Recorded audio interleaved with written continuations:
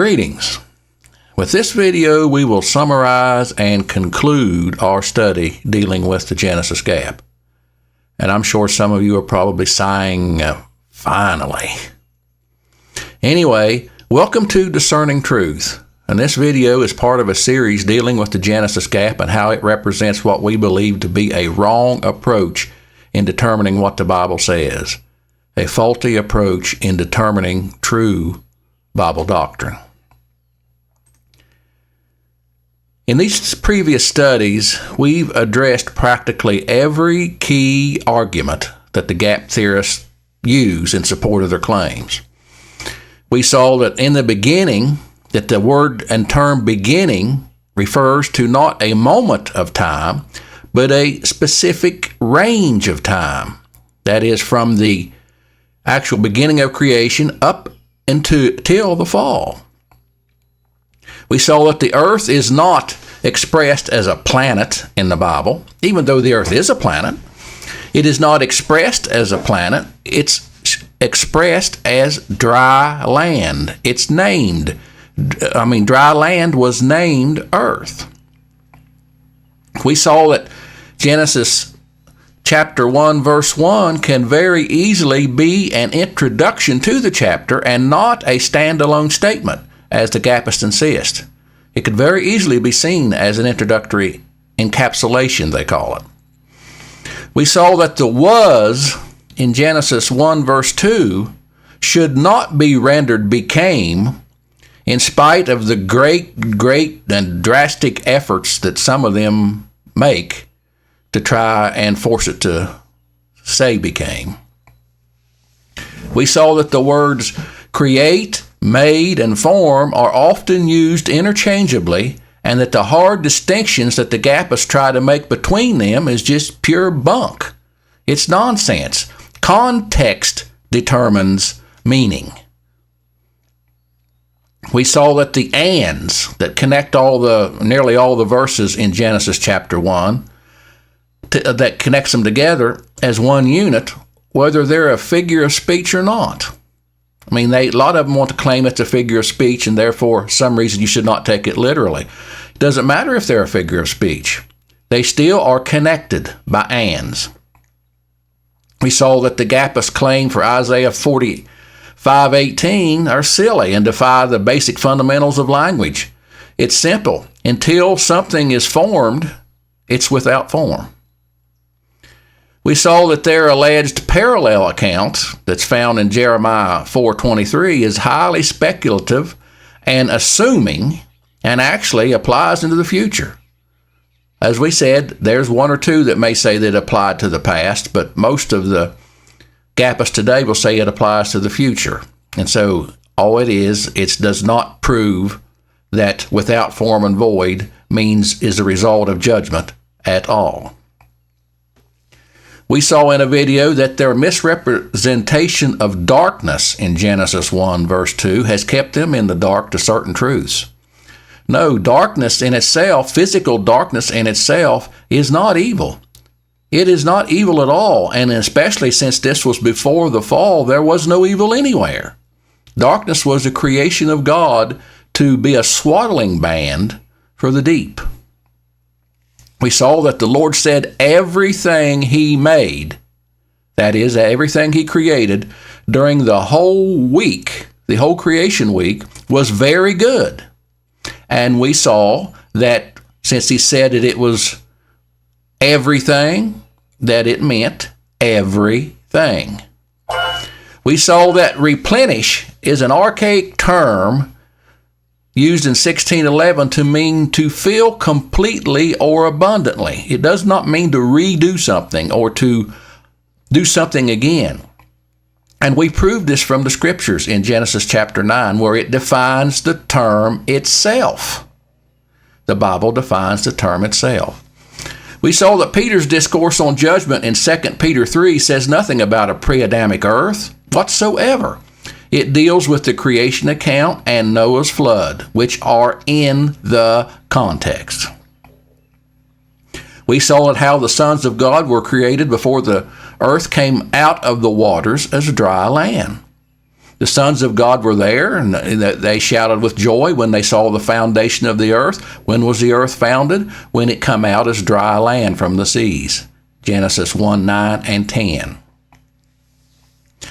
We saw that how it cannot be proven that Lucifer is Satan, or that Lucifer became Satan. And this also means that Isaiah 14 and Ezekiel 28 may not refer to Satan and then have no application or need for a gap to put him into. As we said in that video, maybe it does refer to Satan, but you can't prove it. You can't prove it. It's speculation. But even if it was, that is Lucifer is Satan, we also saw, and we didn't go into a lot of detail on this, but he could have fallen in Eden between the creation and the fall. There could have been as much as 100 to 120 years in there. So there is plenty of time for the fall of Lucifer and his horde after the creation account in Genesis chapter 1. And we saw how that the Gappists will either explain away or ignore any verses that appear to contradict their doctrine. They'll just blow them away and say, you don't understand. The Lord hasn't given you eyes to understand. Oh, okay. But the simple fact is that every one of the passages that the Gappists use to supposedly prove the gap can easily be shown to have more relevant and more meaningful application elsewhere. All their passages have to be massaged and viewed through their Genesis gap goggles to see a gap in them.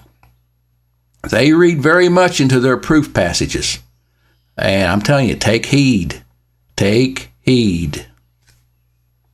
In these videos, we've referred the reader or the viewer or the listener or however you're watching these, we've referred to several Bible passages all throughout these lessons. But there are three very simple, easy to comprehend verses that will reveal the true nature of the Genesis gap. The verses are so simple in their expression and so clear in their meaning that any Bible reader without an agenda or a bias would have no problem understanding them at all. The first one we've discussed somewhat, Exodus 20:11, for in 6 days the Lord made the heaven and earth, the sea, and all that in them is. The second verse, but from the beginning of the creation, God made them male and female.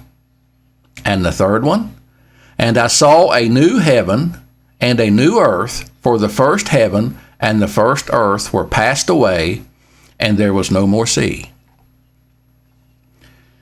As simple as these verses are, gap theorists cannot take them as they stand. They have to explain each one of them. These are not tricky verses. These are not convoluted passages with dispensational overtones.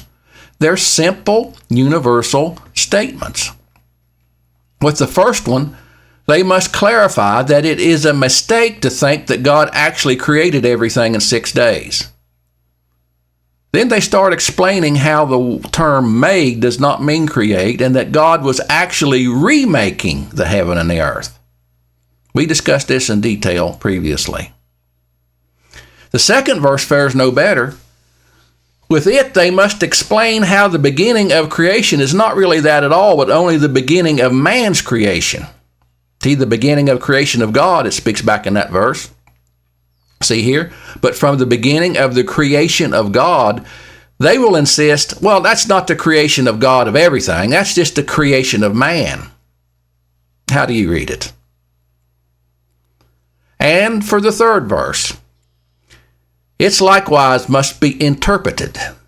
And what's that third verse? Notice the key word here. For the first heaven and the first earth were passed away. Now, wait a minute.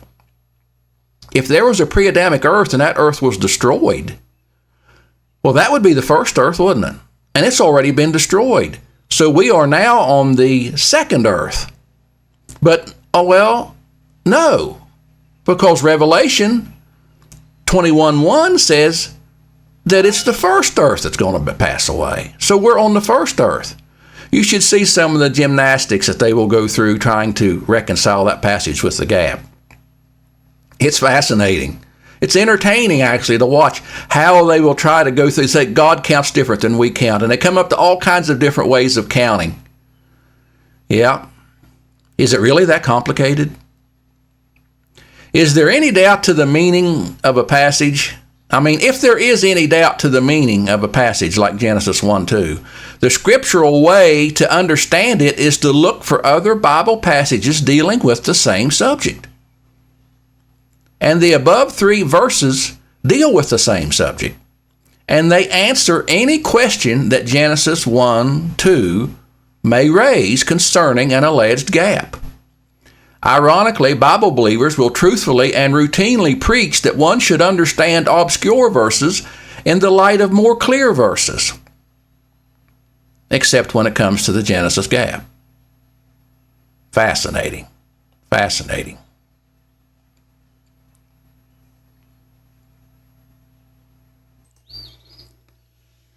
The burden of proof to establish a Genesis gap between Genesis 1:1 and 1:2 is on the Genesis gap theorists themselves. Other understandings of the passages the gapists use to promote the doctrine have been around and accepted for centuries. The gapists are the ones trying to change the passages from their straightforward meaning. Thus, they need to conclusively prove their claims to be considered. The contention of your author and your speaker and many others is they have not done so, none whatsoever. Furthermore, the gap theorists have failed to show a legitimate reason why a gap is even needed, or what purpose it may serve, especially those who now claim it was only a few hundred years to maybe 1,000 years or two long. As we've seen, they interject Lucifer's rise and fall into this period and try to give it credence, but that actually will more easily fit in Genesis chapter 2.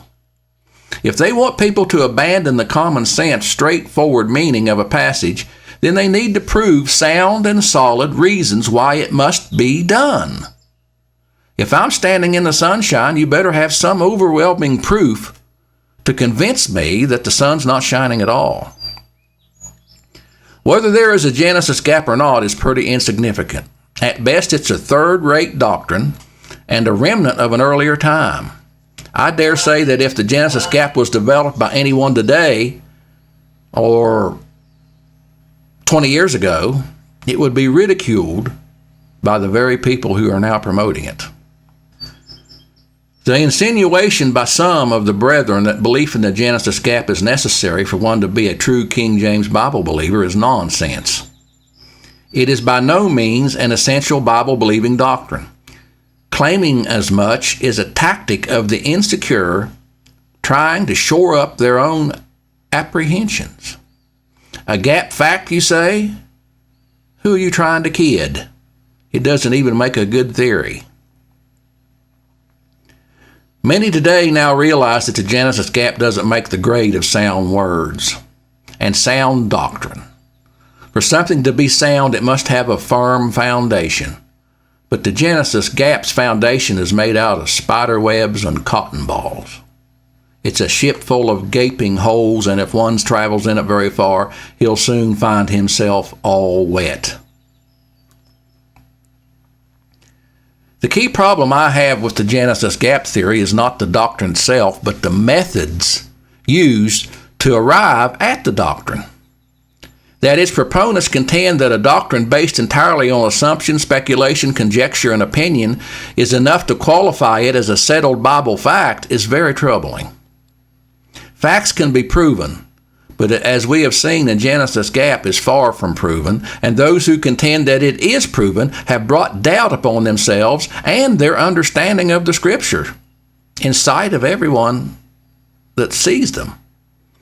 How can they be trusted in other doctrinal matters when they so blatantly proclaim facts that they cannot prove? It's one thing to say there may be a gap or that a person thinks that there is evidence for a gap, but it is entirely quite another thing to insist that the gap is a settled Bible fact without being able to prove it. This brings a person's integrity into question. And this concludes our studies on the Genesis gap.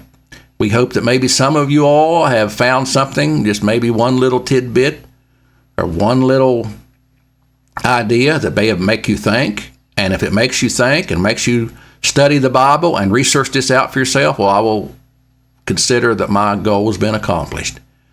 You don't believe my ramblings, don't believe what I say, just go to the scriptures, go there and study them out and take them as they stand at face value. Thank you.